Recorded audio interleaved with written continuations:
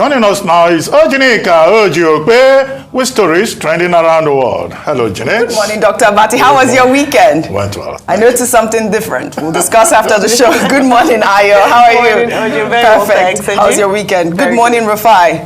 Morning, Oji. Show Wakba. Mo Wakba. All right. We both noticed the glasses and the suit. Oh, yes. Yes. You look excellent, Dr. Abati. Dapper, that's the right word. Rafai, enough. Ojinika, what do you have for us? Is this your man? What do you have for us? Off your mic. All right. Well, all right. Good morning to you, viewers. Here are some of the stories that are trending across the globe. In the United States, 5 military airmen of the 58th Special Operations Wing were recognized with the Distinguished Flying Cross and Air Medal for partaking in the longest distance nighttime hostage rescue mission in the country's military history. In 2020, the airmen reportedly flew about 2,000 miles from Rota, Spain, to rescue 27-year-old Philip Walton, held hostage by a group of armed men in Masalata, a small rural village in Niger near the Nigerian border.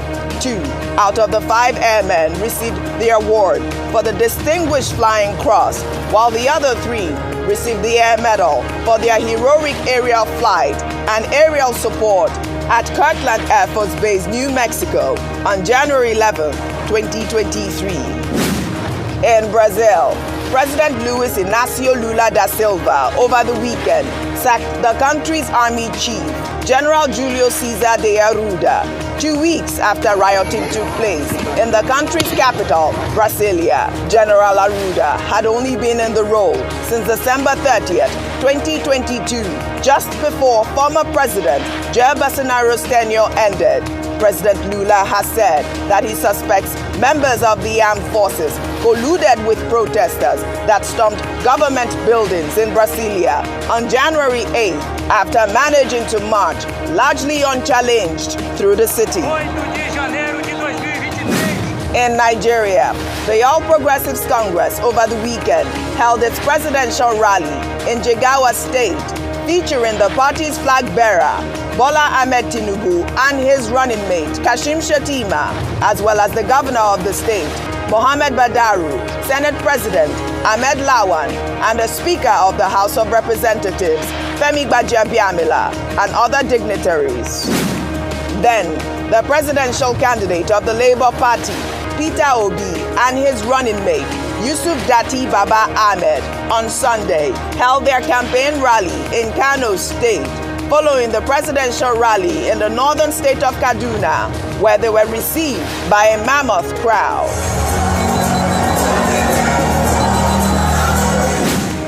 Under sports, Cristiano Ronaldo made his competitive debut on Sunday for his new club, Al Nassr, in their 1-0 win over Ettifaq in the Saudi Pro League.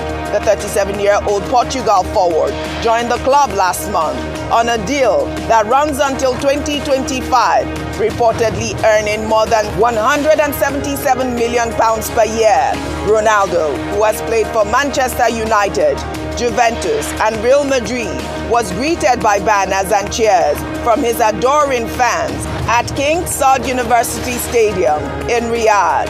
The match comes after he scored twice in Riyadh All-Star 11's 5-4 defeat by Lionel Messi's Paris Saint-Germain in an exhibition match on Thursday, January 19th.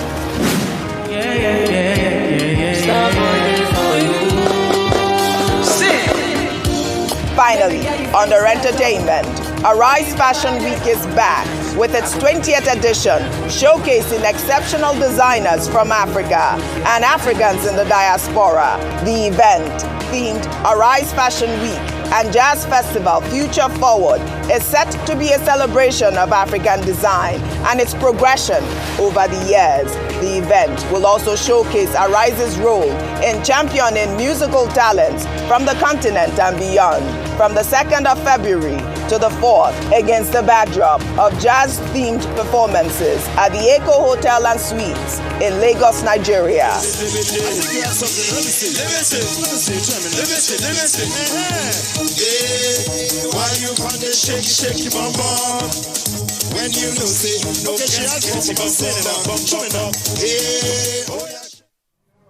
But you can't wait, Dr. Bati. I can see you smiling. You're smiling too much. Fantastic. We'll hear more of that, right? Shaky bum bum. I knew it. Well, congratulations to Arise at 20. I mean, we can't wait for February 2nd. Well, let's begin what's trending.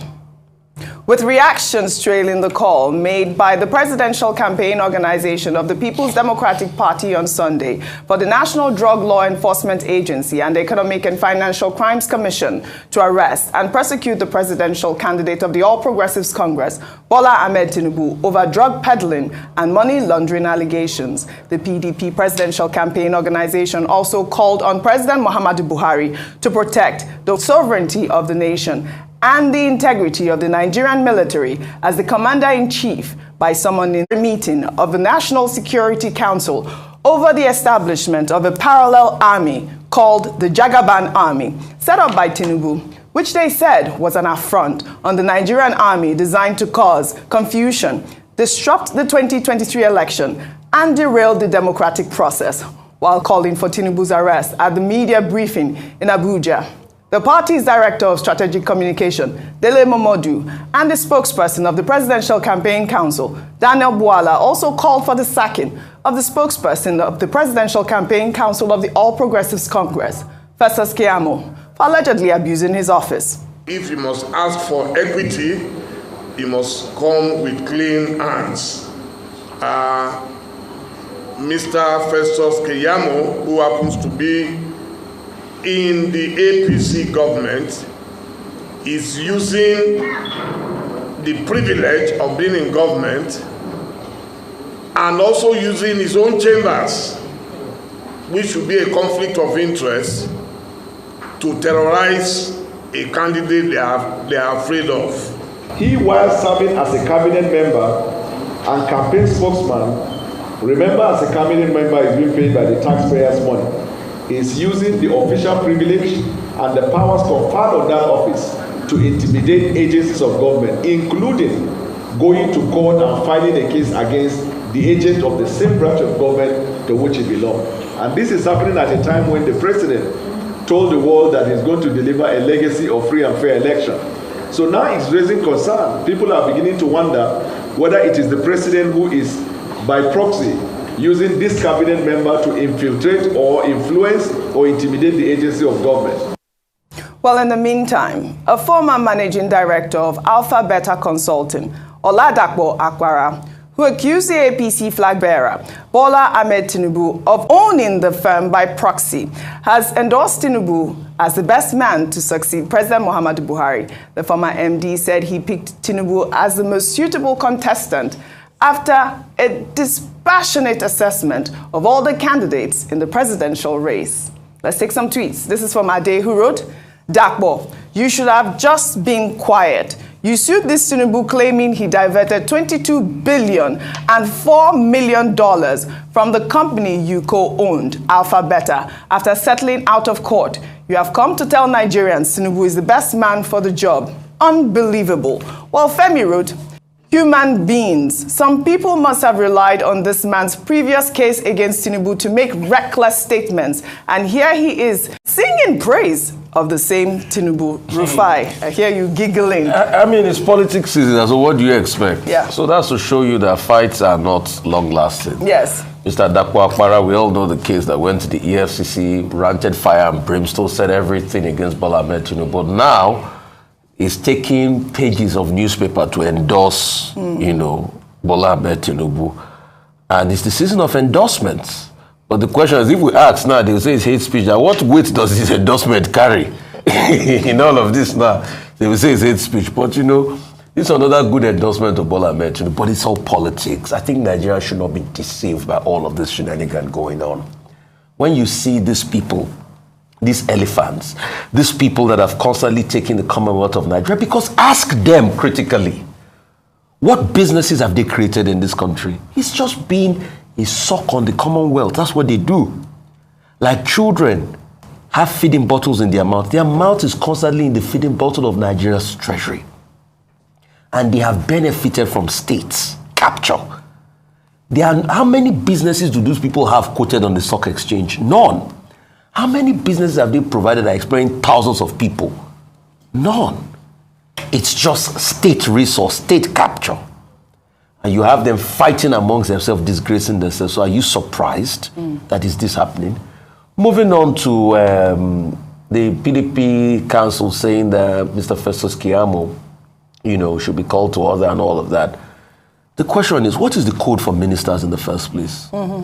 He's a minister of states for labor in a country that has over 33% unemployment rate. Should even be campaign spokesperson and be speaking when there's high level of employment.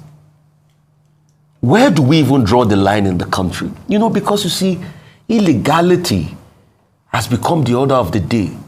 Immorality has eaten so deep that people don't even know where to draw the line. You have a minister of state that's also a campaign spokesperson. How can he do his work diligently? He's representing the states. If you want to do it and you truly want to focus on the campaign, why don't you resign? But it's a tall order in Nigeria. People don't like to resign. They like to keep insurance policies aside. So that's the kind of country we've built. Right. But Oji, what we should be sad about, and what Nigerians should cry about daily, is the fact that year on year, when we have elections, the system that produce people with questionable character should be what we should interrogate. Why is it that it is the worst of us? And like Chinua Achebe said, our fit 11 that runs the country where the other best of us. And when you look at conversations, you ask, is it the same country we have Nobel laureates? Is it the same country we have intellectuals? Is it the same country we have Chimamanda Ngozi Adichie? We want the best for this country. Absolutely. But it all revolves around leadership. Right. Dr. Abati, what's your take on the former MD of Alpha Beta's sudden U-turn? Well, endorsing Tinubu. Obviously, Oladapo Akpara is having his Damascus moment. And he's entitled on the road to Damascus to have his own moment. And, but literally what he has done is it amounts to swallowing his own vomit. In 2002, he was all over the place accusing Asiwaju Bola Ahmed Tinubu of running Alpha Beta by proxy as the owner, money laundering, fraudulent practices. He was all over the place. He was. Okay, the matter went to court.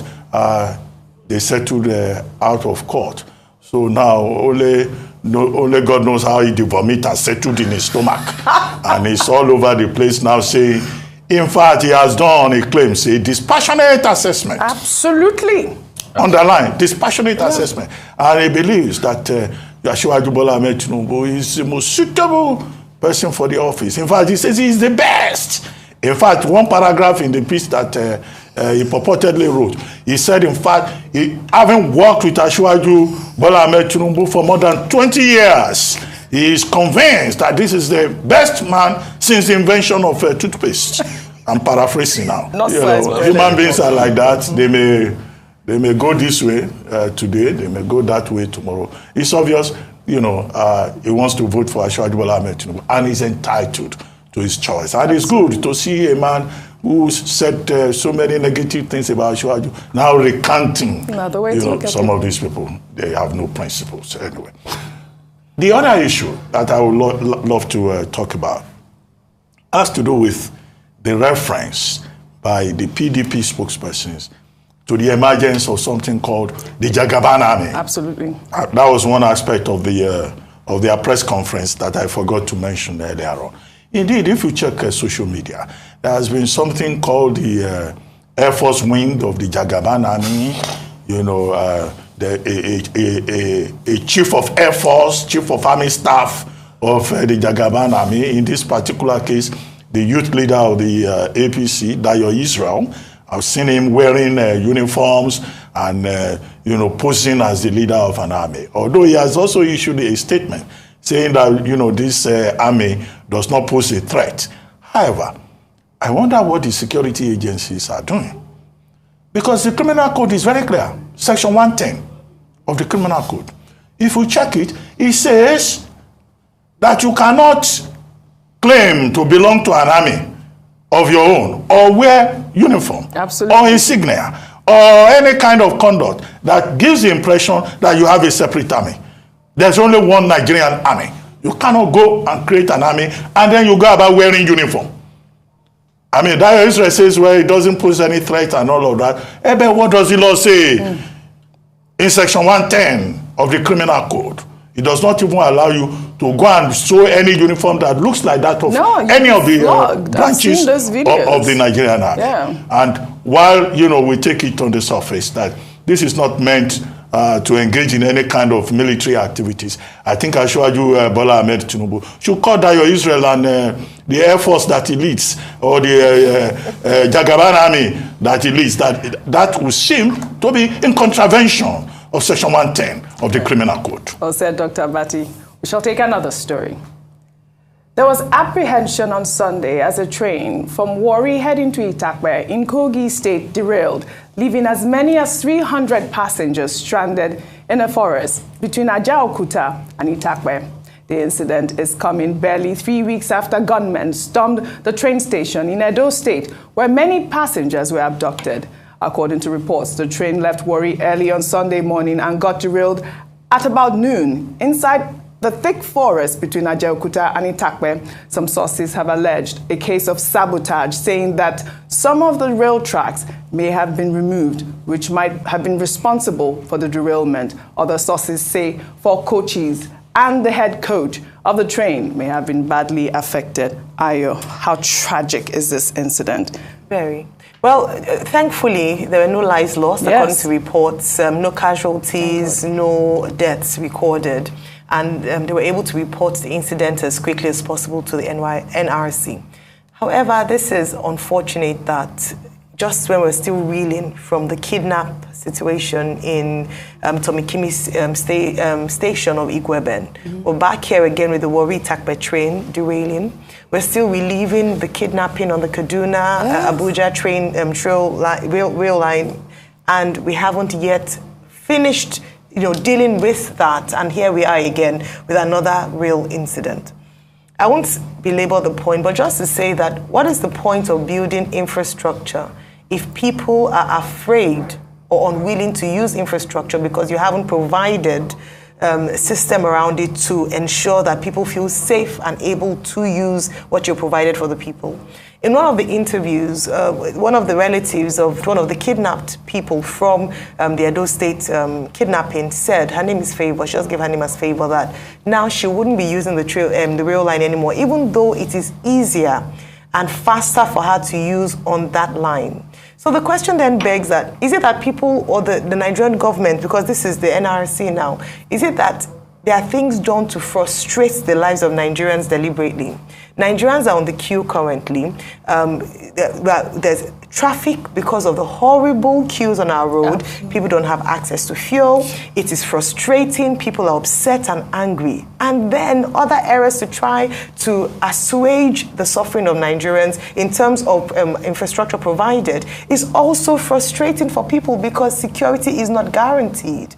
I believe that at this point, heads have to start rolling for things to happen. Like Rufai said, unfortunately, we don't have a culture of stepping down or exiting because you have obviously failed in your duties. But Nigerians must begin to demand for better services to its people. The government cannot frustrate its own people that they are supposed to be serving. So yes, no lives were lost, but it means that there's decreased confidence in the services provided by the Nigerian Railway Corporation, and that's very sad. I'm going to discuss the frustration of Nigerians, but we'll take our final story so we can discuss all together. The impending fuel scarcity in many states across the country has left many Nigerians stranded and frustrated in long queues. However, some have found ways to relieve their stress. As we'll see in this video by event host Osakwe Iyobisa, who says that there is nothing that unites Nigerians like suffering. Let's take a look. I get your PVC. If you like, don't get your PVC. Now this is your idea.